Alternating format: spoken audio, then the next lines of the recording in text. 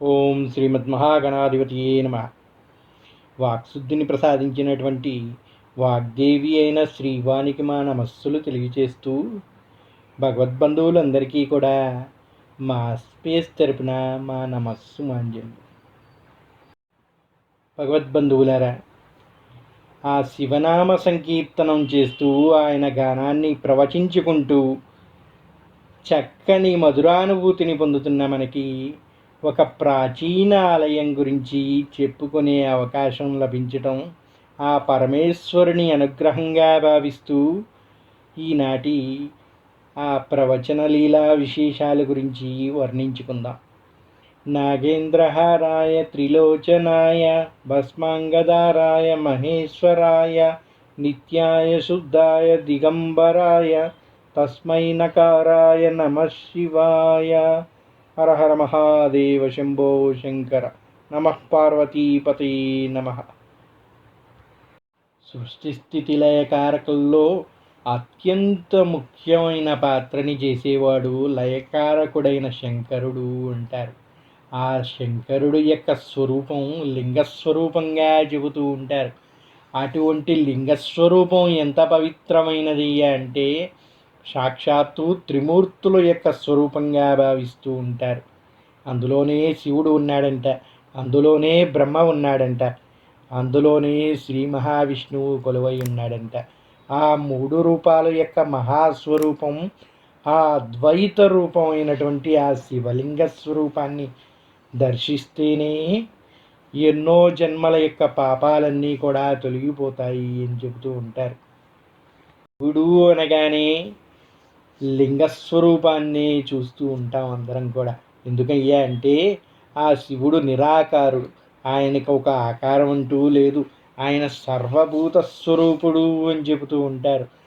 సాక్షాత్తు ఆ పరాశక్తి అయిన పరమేశ్వరుని తనలో ఐక్యం చేసుకున్నటువంటి వాడు శంకరుడు. అటువంటి శంకరుణ్ణి లింగస్వరూపంతో కొలుస్తూ ఉంటాం అందరం కూడా. ఆ లింగస్వరూపం ఏమిటయ్యా అంటే అది అంతటినీ లీనం చేసుకునే మహాస్వరూపంగా చెబుతూ ఉంటారు. ఆ ఆకారాన్ని చూస్తూనే అది చూడగానే మనకి ప్రకృతిగా కనిపిస్తూ ఉంటుంది. ఆ ప్రకృతిని అంతా భరించేటువంటి ఆ పీఠం ఉన్నది, అది శక్తి స్వరూపంగా కనిపిస్తూ ఉంటుంది. ఆ శక్తి ఆ పురుషుడు యొక్క స్వరూపమే ఆ లింగస్వరూపం అంట.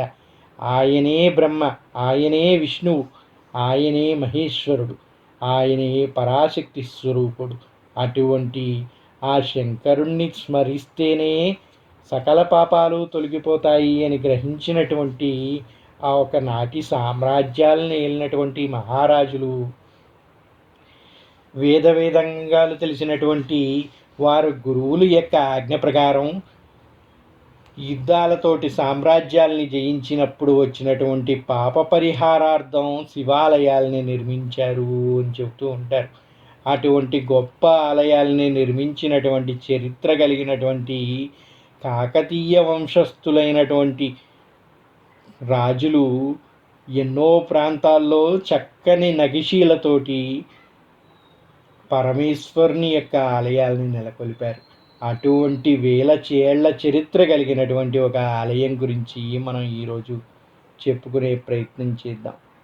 మహాభారత కాలం నుంచి కూడా ఎంతో చారిత్ర నేపథ్యం కలిగినటువంటి ఈ ఖమ్మం జిల్లా చుట్టుపక్కల ప్రాంతాల గురించి చెప్పుకుంటే విరాట్ రాజు గురించి చెప్తూ ఉంటారు.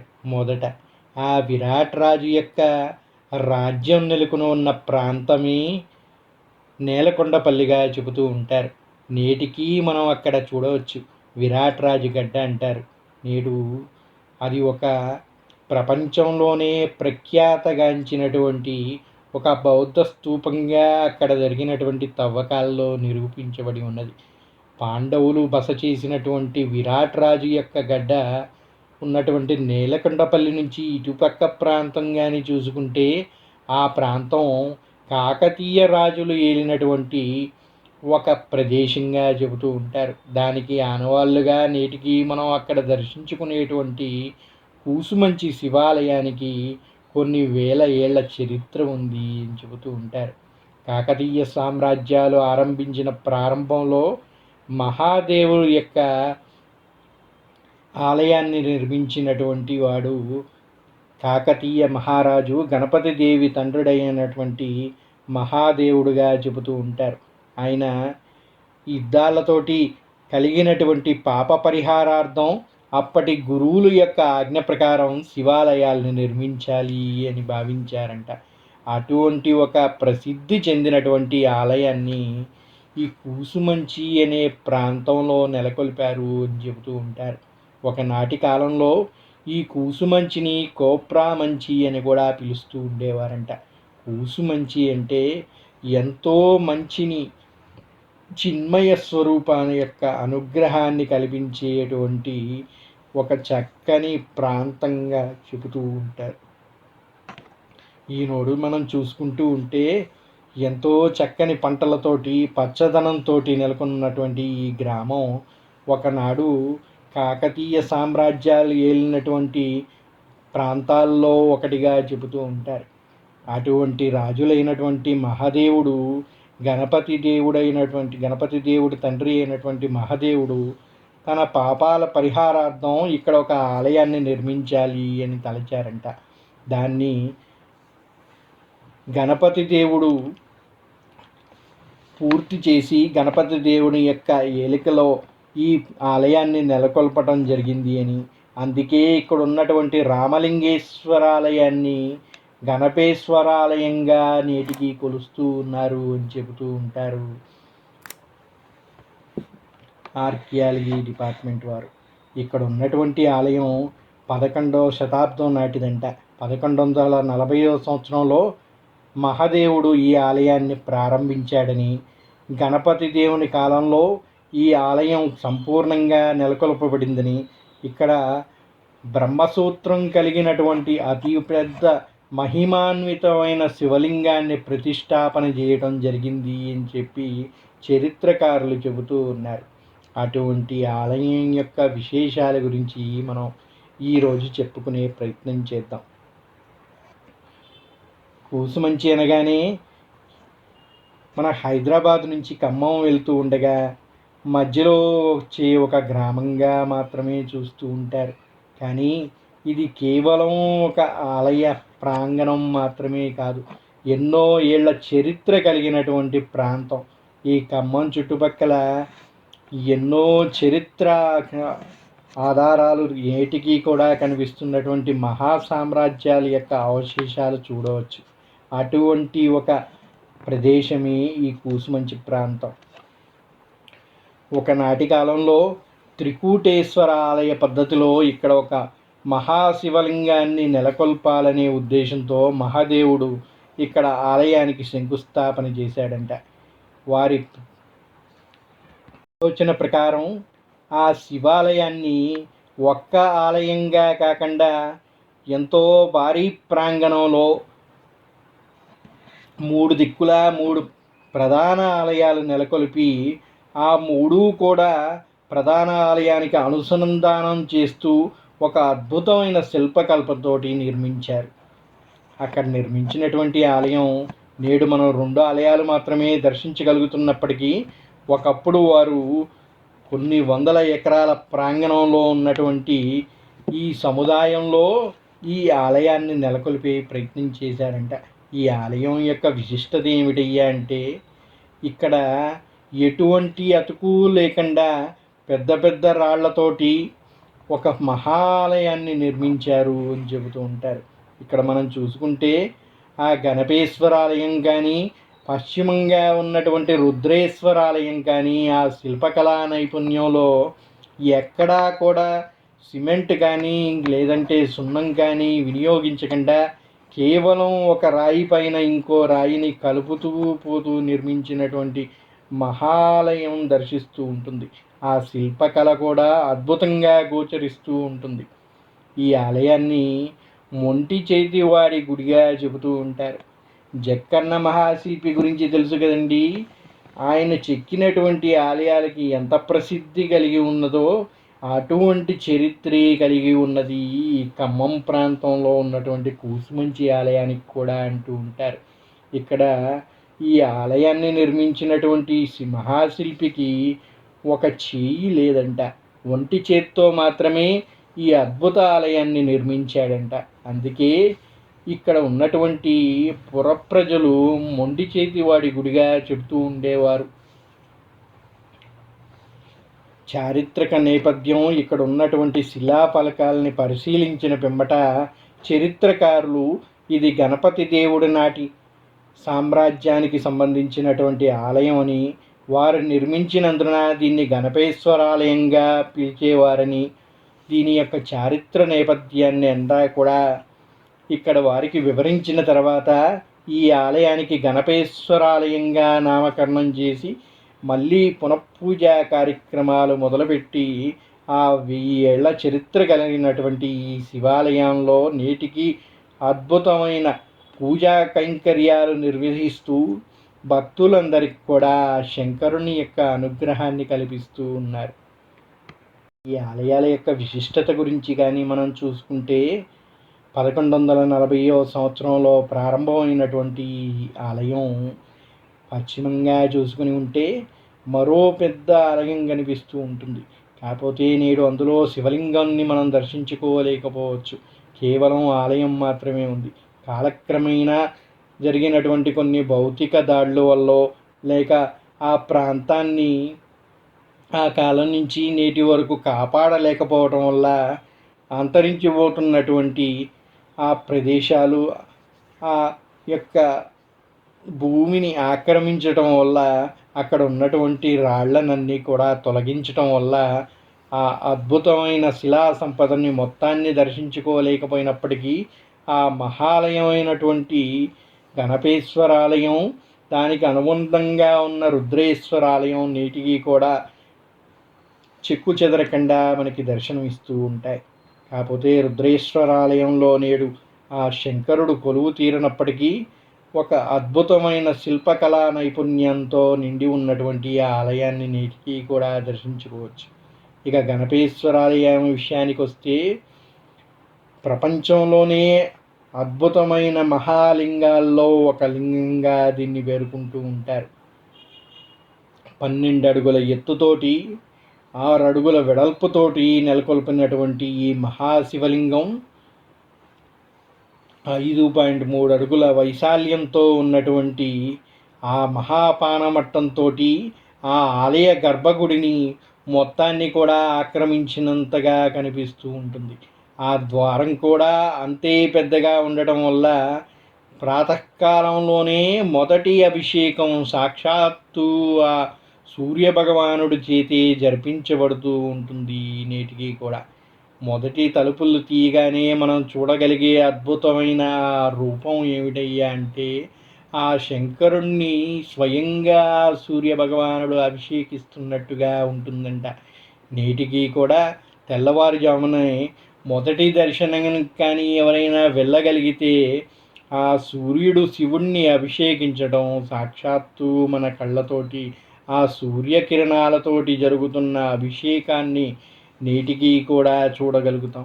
అటువంటి కళా నైపుణ్యం కలిగినటువంటి ఆనాటి శిల్పులు వాళ్ళు వాడినటువంటి అద్భుతమైన కళా చాతుర్యం నేటికి దర్శింపబడుతూ ఉన్నది. ఈ ఆలయం, ఆ ఆలయాన్ని నిర్మించిన పద్ధతి చూస్తూ ఉంటే ఈనాడు మనకున్నటువంటి టెక్నాలజీ ఏమాత్రం కూడా సరిపోదు అనిపించే విధంగా ఉంటూ ఉంటుంది. ఎంతో చక్కని ప్రాకారాలు, ఎత్తైన గోపురాలు ఇవన్నీ ఆలయాల్లో చూస్తూ ఉంటాం. కానీ ఈ ఆలయం ప్రఖ్యాతిగాంచినది ఎందుకయ్యా అంటే ఆ ఎత్తైన ప్రాకారాలతో కాదు, అద్భుతమైన శివలింగంతో నెలకొల్పబడి ఉన్నటువంటి ఈ ఆలయం నక్షత్రాకారంలో నిర్మించబడినటువంటి 7 అడుగుల ఎత్తుతో అద్భుతమైన నక్షత్రాకారంలో ఎంతో విశాలంగా కనిపిస్తున్నటువంటి ఈ ప్రాకారం, ఆ పైన నిర్మించినటువంటి ఈ లింగాకార స్వరూప ఆలయం సాక్షాత్తు శివలింగంగా దర్శిస్తుంది అని చెప్తూ ఉంటారు. ఎందుకయ్యా అంటే పానమట్టం ఏ విధంగా ఉంటుందో అదే విధంగా నక్షత్రాకారంలో అటువంటి ఈ ఆలయం నిర్మించడానికి అత్యంత విశాలమైన ఒక బేస్ని తయారు చేశారు ముందు. దానిపైన ఆలయాన్ని నిర్మించారు. ఆనాటి శిల్పకళా నైపుణ్య చాతుర్యంతో ఒక రాతి పైన ఒక రాతిని పేరుస్తూ ఇంత మహా ఆలయాన్ని నిర్మించారు ఆ శిల్పులు. ఆ ఆలయాన్ని నిర్మించడం కూడా ఏ విధంగా నిర్మించారయ్యా అంటే, ఆ విశాలమైన ప్రాంగణం ఏదైతే ఉందో అది మొత్తం కూడా ఆ చిన్న చిన్న శిల్పాలు మోస్తున్నట్టుగా, ఆ ఏనుగులు దాన్ని లేపుతున్నట్టుగా అద్భుతంగా తీర్చిదిద్దారు. ఆ పైన ఆ నక్షత్ర మండలం పైన ఒక పశ్చిమ దిశగా ఆలయాన్ని నెలకొల్పారు. ఆ ఆలయం కూడా అద్భుత శిలా చాతుర్యంతో ఎంతో కళాద్భుతంతో నిర్మించబడి ఉన్నది. ఆలయం లోపల మహాశివలింగాన్ని కానీ దర్శించి అక్కడి నుంచి పైకి కానీ చూస్తే శ్రీచక్రం దర్శనమిస్తుంది మనకి. శ్రీచక్రం ఏ విధంగా ఉంటుందయ్యా అంటే, లోపల నుంచి పైకి దర్శిస్తే సాక్షాత్తు ఆ పరమేశ్వరి శక్తి స్వరూపంగా అక్కడ నెలకొలి ఉన్నట్టుగా ఆ శ్రీచక్రాకారంలో దర్శించుకోవచ్చు. ఆ విధంగా నిర్మించినటువంటి ఈ అద్భుతమైన గోపురం బాహ్యం నుంచి కూడా అంతే అద్భుతంగా చెక్కారు ఆ శిల్పులు. ఇక మరొక విశేషం ఏమిటయ్యా అంటే, ఈ శివలింగం భాగం ఎంత భాగం అయితే మనం పైకి చూస్తూ ఉంటామో అంతే భాగం అడుగున కూడా ఉంటుందంట. ఇది బ్రహ్మసూత్రంతో చేసినటువంటి మహాశివలింగంగా చెబుతూ ఉంటారు. ఈ శివలింగాన్ని దర్శిస్తేనే ఆ త్రిమూర్తి స్వరూపాన్ని దర్శించినటువంటి గొప్ప అనుభూతిని పొందుతాం. శంకరుడు ఉద్భవించినప్పుడు, శివలింగం ఉద్భవించినప్పుడు బ్రహ్మకి విష్ణువుకి అంతుపట్టనిదిగా కనిపించిందంట ఆ శివలింగ స్వరూపం. ఆ స్వరూపాన్ని నేటికి కూడా ఇక్కడ మనం దర్శించుకోవచ్చు. భూమి లోపల 6 అడుగులు ఉంటుందంట ఈ శంకరుని యొక్క మహాలింగం. అలాగే పైకి 6 అడుగులు, ఆ పైన ఆకాశలింగంగా ఆ శ్రీచక్రంలోకి పయనిస్తూ ఉన్నట్టుగా గోచరిస్తూ ఉంటుంది.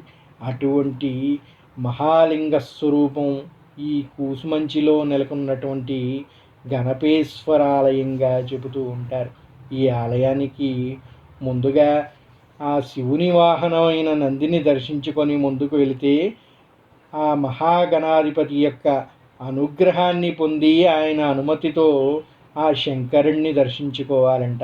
ఆ శంకరుడికి ప్రదక్షిణగా చేసి ఆయన్ని అర్చించి అభిషేకించి బయటికి వస్తే ఆ పార్వతీదేవి ఆ దర్శన సౌభాగ్యం మనకి ఏ విధంగా కలిగింది, ఆ శివుని అనుగ్రహంతో పాటు తను కూడా మన్ని అనుగ్రహించి ఆ మాతృమూర్తి దీవించి మన్ని పంపించే విధంగా నిర్మించారు. ఆలయానికి ముందు భాగంలో మహానంది ఉంటుంది. ఆ నందిని దర్శించుకొని ముందుకు వెళితే విఘ్నేశ్వరుడు ఒకవైపు, పార్వతీ వైపు మరొక వైపు ఉంటారు. ఆ విధంగా ఆ శివాలయంలో ఆ శివగణాన్ని కూడా దర్శించుకునే భాగ్యాన్ని మనకి కల్పించారు ఆ ఆలయాన్ని నిర్మించినటువంటి శిల్పులు. ఇంకా ఇక్కడ ప్రత్యేకత ఏమిటి అంటే, త్రికూటేశ్వరం 3 గోపురాలు 3 గర్భాలయాలతో కలిపినటువంటి ఆలయంగా ఈ ఆలయ ప్రాంగణాన్ని చెబుతూ ఉంటారు. ఈ ఆలయానికి ఒక పక్కగా రుద్రేశ్వరాలయం ఉంటుంది. ఆ రుద్రేశ్వరాలయంలో 3 శివలింగాలు, 3 కూడా ఈ ముఖ్యమైన ప్రధాన ఆలయాన్ని దర్శించే విధంగా ఉండేటట్టుగా నిర్మించారు. అదేవిధంగా ఇప్పుడు మనం చూడలేకపోతున్నప్పటికీ ఒకప్పుడు ఆ ప్రాంగణంలో మరో 2 ఆలయాలు ఆ విశాలమైన ప్రాంగణంలో నేడు మొత్తం కూడా పొలాలు దర్శిస్తూ ఉన్నాయి. కానీ ఆనాడు కాకతీయులు నిర్మించిన సమయంలో ఇంకా 2 ఆలయాలు కూడా ఉండేవిట. ఆ ఆలయాలన్నీ కూడా ఈ ప్రధాన ఆలయాన్ని ఫేసింగ్గా ఉండేటట్టుగా కట్టారంట. ఆ విధంగా పంచాయతం, శివ పంచాయతం నెలకొల్పడి ఉన్నదంట. అంటే శివుడికి 5గురు చుట్టుపక్కల శివ పంచాయతంగా ఉండి ఆ పంచాయతం కూడా ఈ ప్రధాన లింగాన్ని దర్శించుకునే విధంగా ఆ నవగ్రహ అనుగ్రహాల్ని కూడా పొందగలిగే విధంగా దీన్ని నిర్మించారు. ఆ కళ నైపుణ్యం నిజంగా అద్భుతంగా ఉంటుంది. ఆ ఆలయాన్ని కానీ చూసుకుంటే ఆలయం బాహ్యంలో ఆ గోపురం కానీ ఆ గర్భాలయం కానీ అద్భుతంగా చెక్కి ఉన్నారు. నిజంగా దాన్ని అర్థం కానీ చేసుకోగలిగితే మొత్తం విశ్వం యొక్క రహస్యం మొత్తం కూడా అందులో నిమగ్నమై ఉంది అని చెప్పచ్చు. అంతటి అపురూపమైన ఆలయాన్ని దర్శించుకునే భాగ్యం నిజంగా మనందరికీ లభించడం పూర్వజన్మ సుకృతంగానే చెప్పచ్చు. ఎన్నో వందల ఏళ్ళు ఆ కాకతీయ రాజ్యాలు ఏలుబడిలో సాగినటువంటి ఈ ఆలయం ఆ తర్వాత వచ్చినటువంటి నవాబులు కూడా దీన్ని అంతే అద్భుతంగా ప్రాచుర్యంలో ఉంచారంట. కానీ కాలక్రమేణా ఈ ప్రాంతం యొక్క ప్రాముఖ్యత తగ్గటం వల్ల మరి ఆ ప్రదేశంలో జరిగినటువంటి పొరపాట్ల వల్ల కానీ కొంతకాలం ఈ ఆలయం అనేది ప్రాచుర్యాన్ని కోల్పోయి కనుమరుగైనట్టుగా అయినది.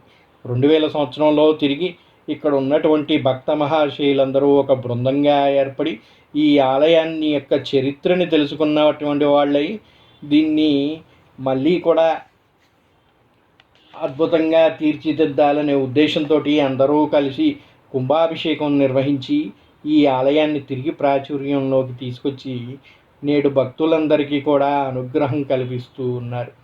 ఈ ఆలయం ఇటువంటి ఆలయాలు కాకతీయ సామ్రాజ్యంలో రామప్ప శివాలయం కానీ, 1000 స్తంభాల గుడి వరంగల్ కానీ చూసుకుంటే అన్ని నిర్మాత శైలులు కూడా ఒకే రకంగా ఉన్నట్టుగా కనిపిస్తూ ఉంటాయి.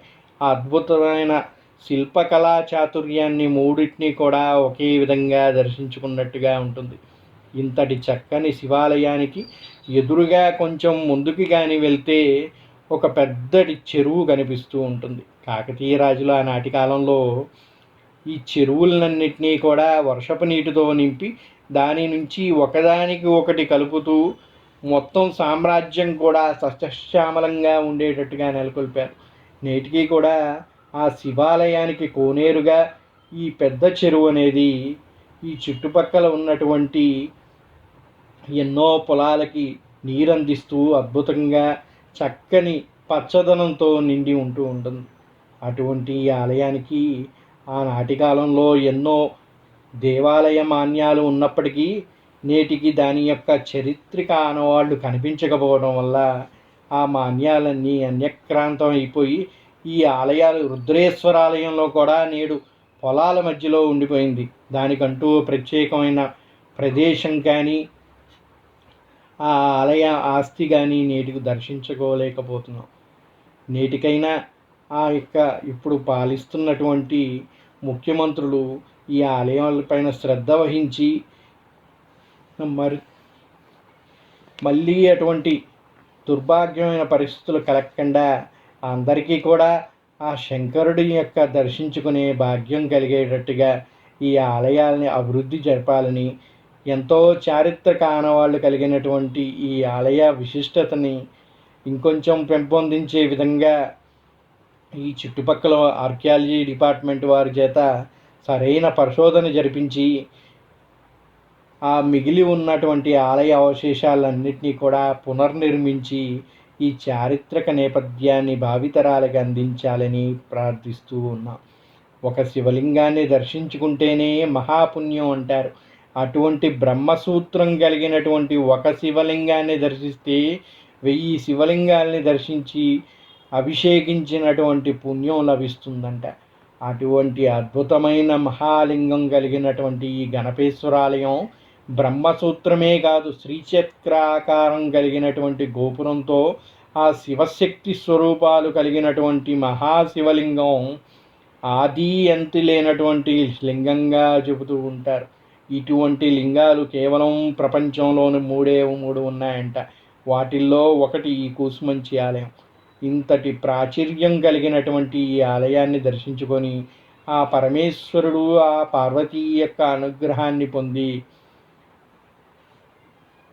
సకల అరిష్టాల్ని దూరం చేసుకొని ఆ దేవీ దేవతల యొక్క అనుగ్రహం పొంది అందరూ కూడా చల్లగా ఉండాలని ప్రార్థిస్తూ శుభం భూయాత్. స్వస్తి. సర్వే జనా సుఖినో భవంతు.